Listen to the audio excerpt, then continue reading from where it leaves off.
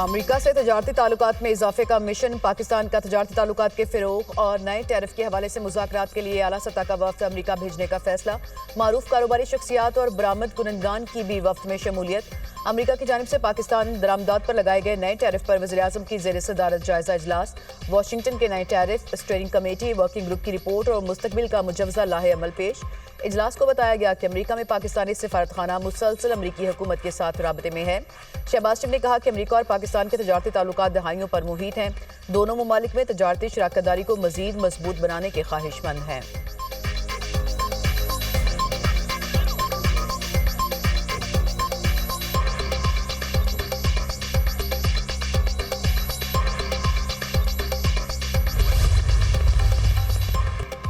वज़ीर-ए-आज़म शहबाज शरीफ से कायम मुकाम असिस्टेंट सेक्रेटरी एरिक मैर की सरबराही में अमरीकी वफ्द की मुलाकात। वज़ीर-ए-आज़म का मिनरल्स फोरम में अमरीकी शिरकत का खैर मकदम।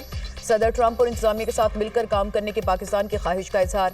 तजारत और सरमायाकारी बढ़ाने पर तबादला ख्याल। वज़ीर-ए-आज़म की जानिब से इंसदाद दहशतगर्दी समेत बाहमी दिलचस्पी के शोबों में ताउन बढ़ाने पर जोर।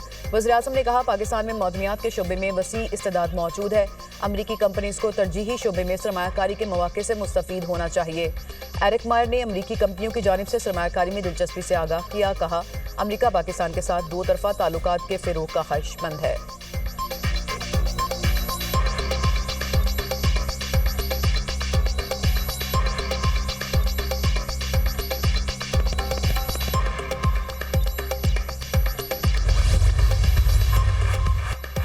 वज़ीर-ए-आज़म शहबाज शरीफ से अमीर जमात इस्लामी हाफिज नईमुर-रहमान की मुलाकात। दोनों रहनुमाओं का गजा में इसराइल की बिला इख्तियार बमबारी पर बैनुल-अक़वामी क़ुव्वतों की खामोशी पर तशवीश का इजहार। वज़ीर-ए-आज़म का निहत्ते फ़लस्तीनियों के लिए हर फोरम पर आवाज़ उठाने और पाकिस्तान की हिमायत जारी रखने के अज़्म का यादा। हाफिज नईमुर-रहमान ने बिजली की कीमतों में हालिया कमी पर वज़ीर-ए-आज़म का शुक्रिया अदा किया। वज़ीर-ए-आज़म ने कहा हुकूमती टीम तवानाई के शोबे में तवील मुद्दती इस्लाहात लाने के लिए दिन रात मेहनत कर रही है।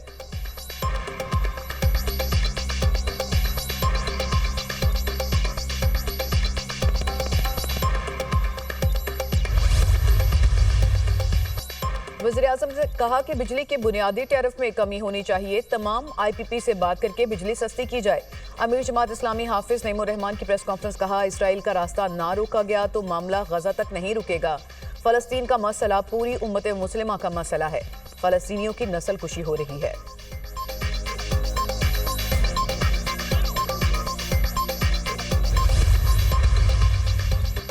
बलूचिस्तान में खून रेजी का जवाब नई दिल्ली से मकबूजा कश्मीर तक मिलेगा। पाकिस्तान की कुर्बानियों से इनकार गद्दारी है। सरहद पर फौज की वजह से अमन है। वज़ीर-ए-आज़म आज़ाद कश्मीर चौधरी अनवारुल हक का कश्मीर कॉन्फ्रेंस से खिताब। कहा आज़ाद कश्मीर तहरीक आज़ादी का बेस कैंप है। कश्मीरियों ने अपनी कुर्बानियों से जदोजहद को जिंदा रखा है। हम नजरियाती असास से हटेंगे तो नाकाबिले बयान कीमत अदा करना पड़ेगी। हम किसी एडवेंचर के मुतहम्मिल नहीं हो सकते।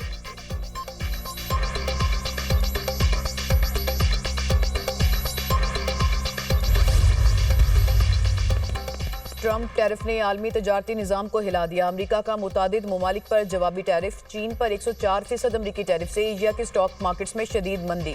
बीजिंग स्टॉक मार्केट में 2%, जापान 2%, हांगकांग 1.6%, जबकि ताइवान के स्टॉक मार्केट में 4.6% की गिरावट। यूरोपीय स्टॉक मार्केट्स में भी बोलचाल। यूरो स्टॉक्स 50 में 3.7% की मंदी।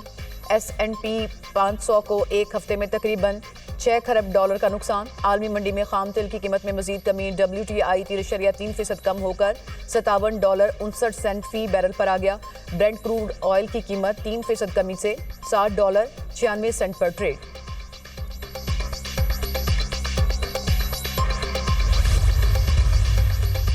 पाकिस्तान स्टॉक एक्सचेंज में मंदी का रुझान। 100 इंडेक्स में 1379 से ज्यादा पॉइंट्स की कमी। ट्रेडिंग के इख्तिताम पर इंडेक्स 1,14,153 पॉइंट्स पर बंद।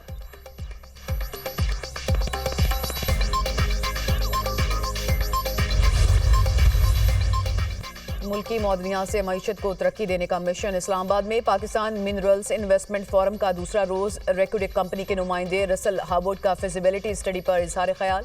आलमी मंदोबीन का पाकिस्तान मिनरल्स इन्वेस्टमेंट फोरम में गहरी दिलचस्पी का इजहार। पाकिस्तान मौदनी वसाइल में सरमायाकारी के लिए खत्ते का नया तजारती और मौशी मरकज करार।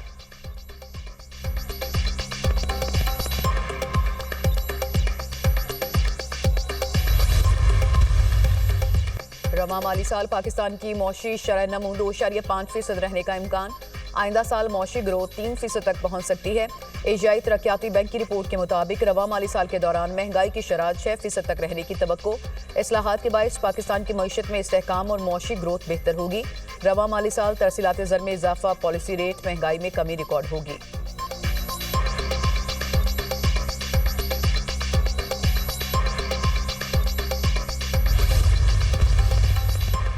जाती उमरा में सदर नून लीग नवाज शरीफ से अब्दुल मालिक बलोच की वफ्द की हमरा मुलाकात। बलोचिस्तान की तरक्की, खुशहाली, मजमूई सूरत हाल पर तबादला ख्याल। अब्दुल मालिक बलोच ने नवाज शरीफ को बलोचिस्तान की सूरत हाल से आगाह किया। मीडिया से गुफ्तगू करते हुए अब्दुल मालिक ने कहा, नवाज शरीफ से बलोचिस्तान की सूरत हाल का नोटिस लेने की दरख्वास्त की है। बलोच अवाम को नवाज शरीफ से उम्मीदें हैं। BNP के धरने और मसाइल के हल के लिए किरदार अदा करें। नवाज शरीफ से वफाकी वज़ीर तवानाई अवैस लकारी की मुलाकात। नवाज शरीफ ने बिजली की कीमतों में कमी पर मुबारकबाद दी। नवाज शरीफ ने कहा, आवाम की आसानी मेरे दिल का सकून है। IMF प्रोग्राम में होते हुए बिजली की कीमतों में कमी आसान काम नहीं था।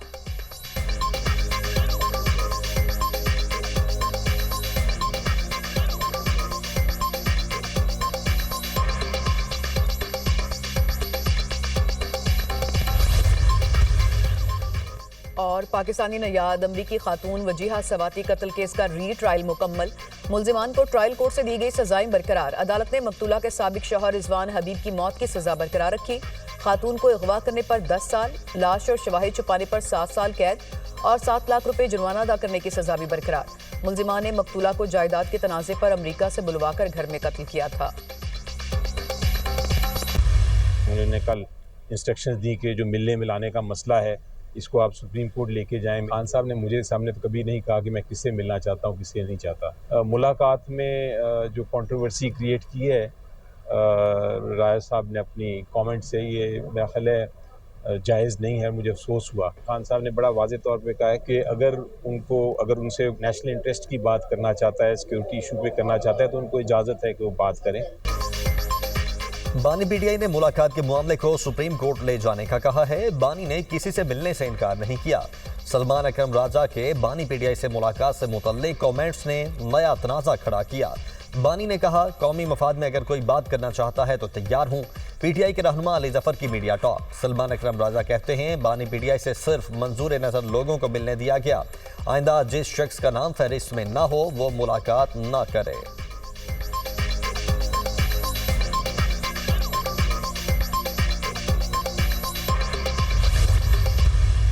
PTI का ये रवैया सूबाई खुद मुख्तारी के नाम पर वफाक दुश्मनी या सूबाई खुद मुख्तारी के नाम पर पाकिस्तान दुश्मनी फिर इन्होंने की है। कोई मौका नहीं जाने देते। साइफर लहराना हो, आपने बैरून मुल्क पाकिस्तान के खिलाफ लॉबिंग करनी हो, ये नहीं देखते कि ये IMF का जो मुआहदा है वो पाकिस्तान की मईशत की रीढ़ की हड्डी की हैसियत रखता है। उसको ख़त्म करने के लिए कभी ख़त लिखेंगे, कभी उनके हेडक्वार्टर के बाद मुजाहरे करेंगे, कभी स्ट्राइक, कभी लॉन्ग मार्च, कभी धावे की कॉल आती है और इसके बाद ये इनका वतीरा है और इनसे यही बैत है। PTI का एजेंडा पाकिस्तान की तरक्की रोकना है। इंतशारी टोला रियासत को ब्लैकमेल करने का कोई मौका हाथ से नहीं जाने देता। पाकिस्तान की मईशत जब बेहतर होने लगती है ये लोग सरगर्म हो जाते हैं। ये ग्रुप IMF को खत लिखकर सियासी दहशतगर्दी करता है। कभी हड़ताल, कभी लॉन्ग मार्च, कभी धावे की कॉल आती है। रियासत ना पहले ब्लैकमेल हुई ना अब होगी। वज़ीर ममलिकत बराए दाखिला तला चौधरी की गुफ्तगू। कहा, माइंस एंड मिनरल्स कॉन्फ्रेंस में दुनिया भर से मंदूबीन ने शिरकत की। पूरी दुनिया से कंपनीज पाकिस्तान आकर इन्वेस्ट करेंगी।